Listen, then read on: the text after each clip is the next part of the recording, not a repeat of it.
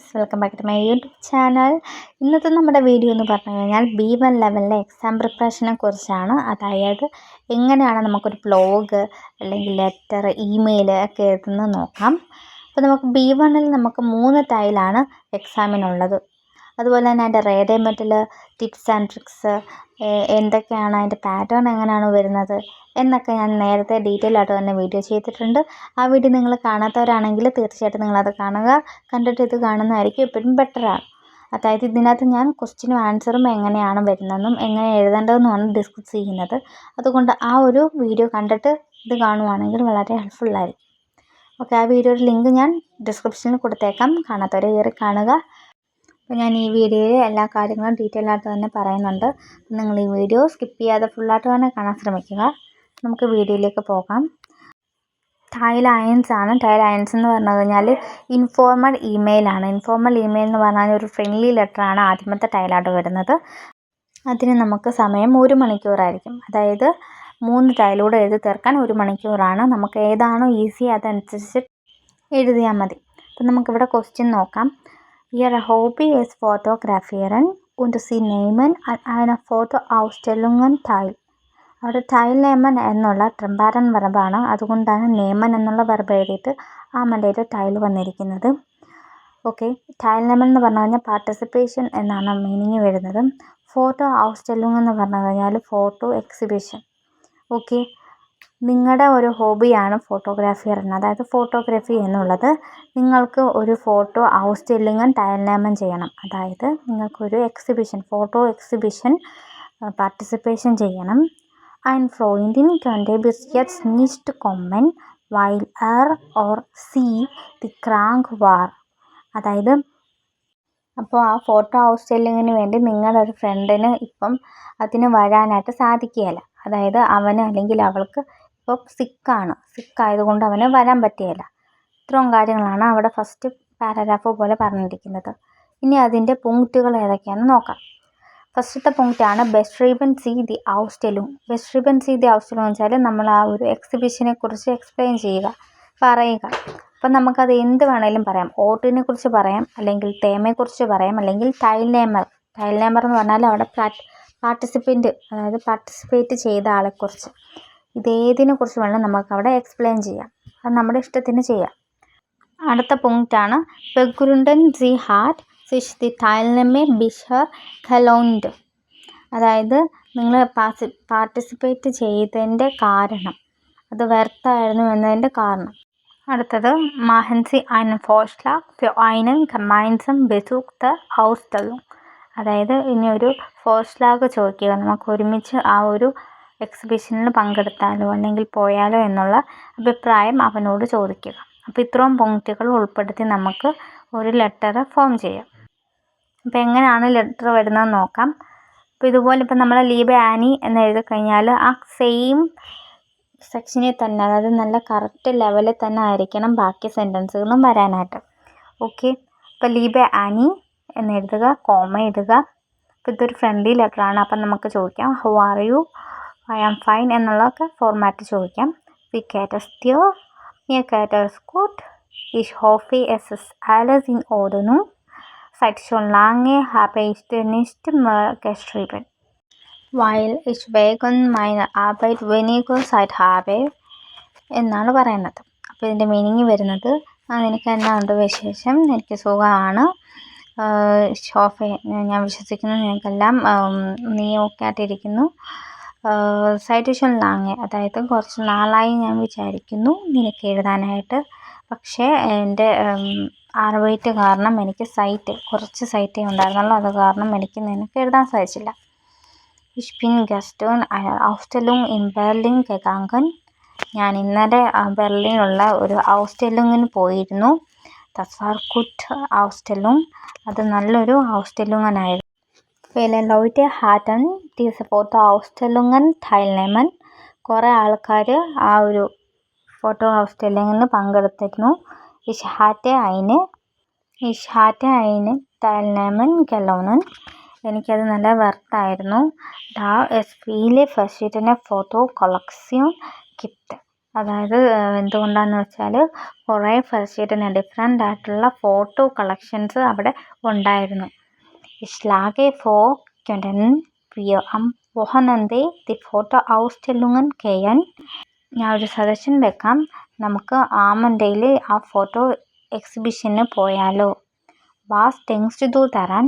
നീ അതിനെക്കുറിച്ച് എന്താണ് ചിന്തിക്കുന്നത്? Hoffentlich hast du bald Zeit und schreibt mir. നിന്റെ സമയം അനുസരിച്ച് നീ എനിക്ക് എഴുതുമെന്ന് വിശ്വസിക്കുന്നു. Bitte rufe mich an. Liebe Grüße an. പേര് എഴുതിയിട്ട് കുത്തിടരുത്.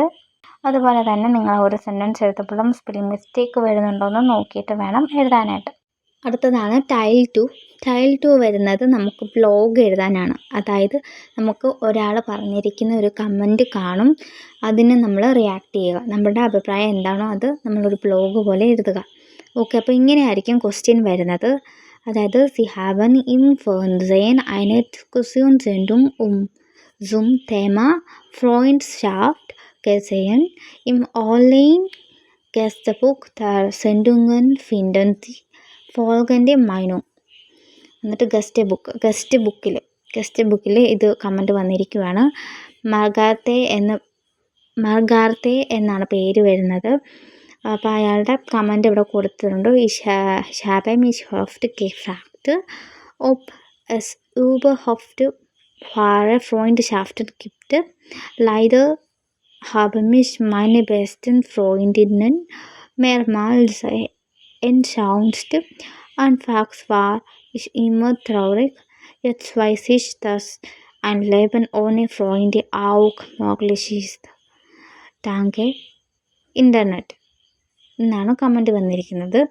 Schreiben Sie nun Ihre Meinung circa 80 Wörter. അതായത് 80 വേർഡ്സിൽ നിങ്ങളുടെ മൈനുങ് എഴുതാനായിട്ട്.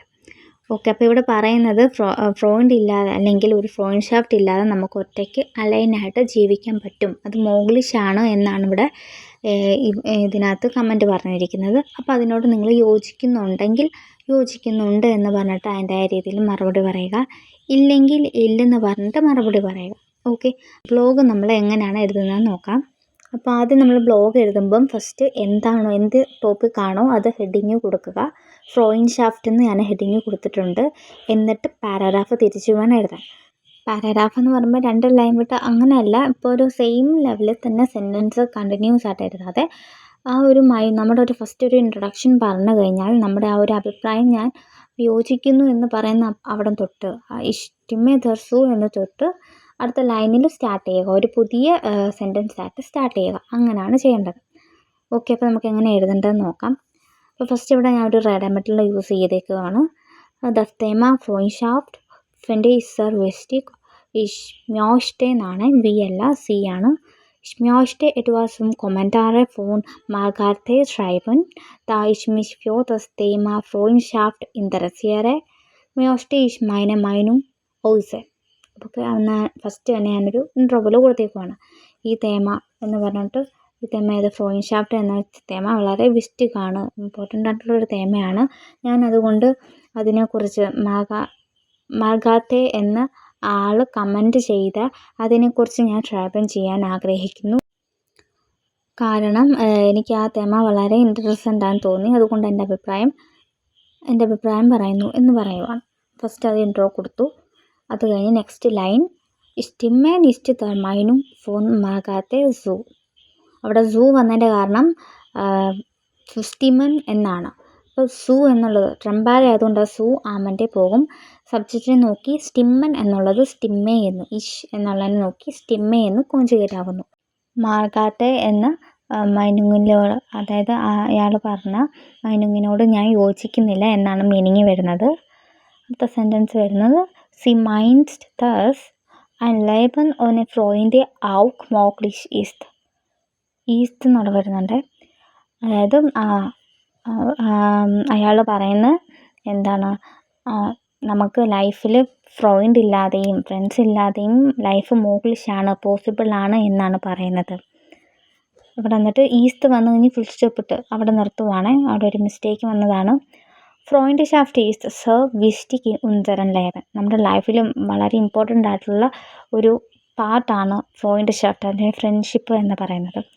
എലമെൻറ്റ് മിസ്സിങ് ഫ്രോയിൻഡ് ഹാവൻ. എല്ലാ മനുഷ്യർക്കും അല്ലെങ്കിൽ എല്ലാ ആൾക്കാർക്കും മസ്റ്റായിട്ടും ഫ്രോയിൻഡ് ഉണ്ടായിരിക്കണം. Wir brauchen Freunde, unsere Probleme zu lösen, uns zu unterhalten. അതായത് നമുക്ക് ഒരു ഫ്രണ്ടിനെ കിട്ടുമ്പം അതിലൂടെ നമുക്ക് നമ്മുടെ പ്രോബ്ലത്തിനുള്ള ലൊസിങ്, അതായത് ആൻസർ കിട്ടും. അതുപോലെ തന്നെ നമുക്ക് unterhalten കുറേ എൻഗേജ്മെൻറ്റ് അല്ലെങ്കിൽ എൻ്റർടൈൻമെൻ്റ് ഒക്കെ അവിടെ ഉണ്ടാകും. Es hilft entweder Stress reduzieren oder wir können zusammen Zeit verbringen. അത് നമുക്ക് സ്ട്രെസ്സ് കുറയ്ക്കാൻ വേണ്ടി മാത്രമല്ല, അതുപോലെ തന്നെ നമുക്ക് ഒരുമിച്ച് നമുക്ക് അവരുടെ കൂടെ സമയം ചെലവഴിക്കാനും സാധിക്കും.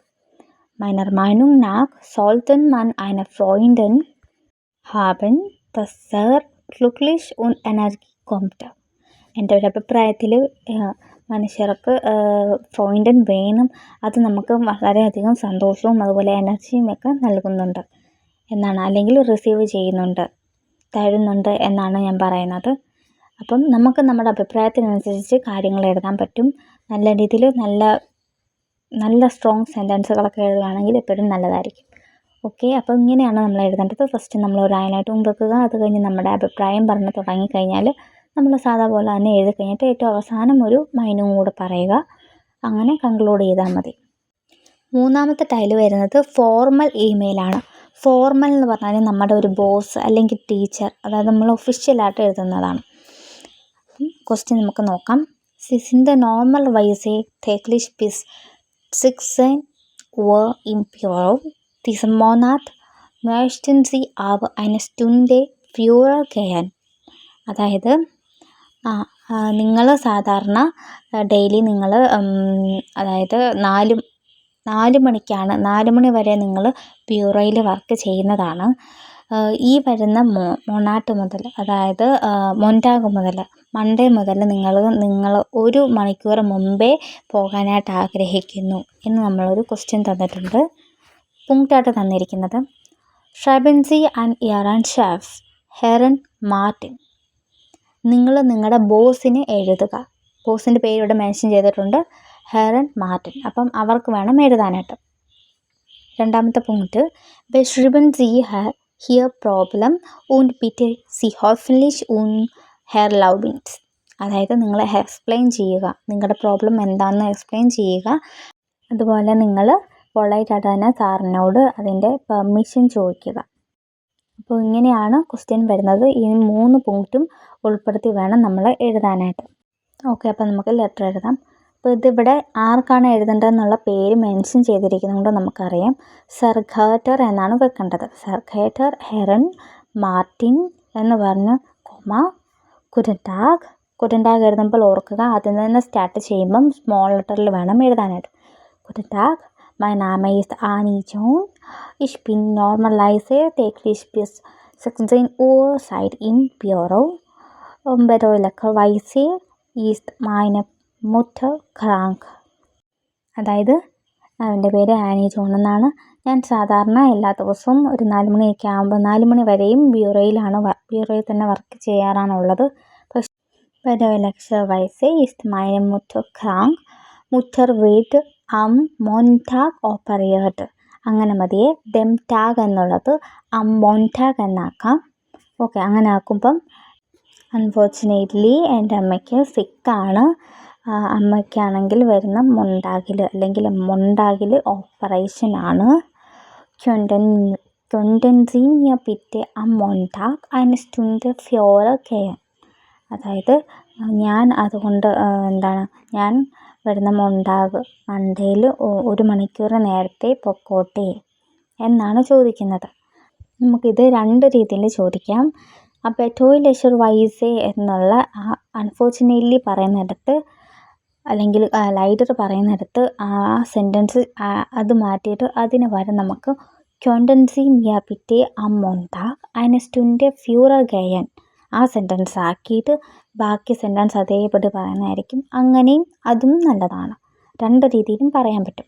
പക്ഷേ ഞാൻ ആദ്യം പറയുന്ന രീതി പറയുമ്പം am അന്തം ടാഗ് എന്നുള്ളത് ഉണ്ടാകുന്നാക്കണം. അത്രയേ ഉള്ളൂ, വേറെ ചേഞ്ച് ഒന്നും വരുന്നില്ല.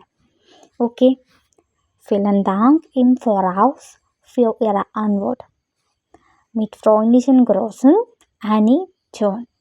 അപ്പം റേഡിയോ മെറ്റീരിയൽ അവസാനം ആഡ് ചെയ്യുന്നു, അത്രേ ഉള്ളൂ.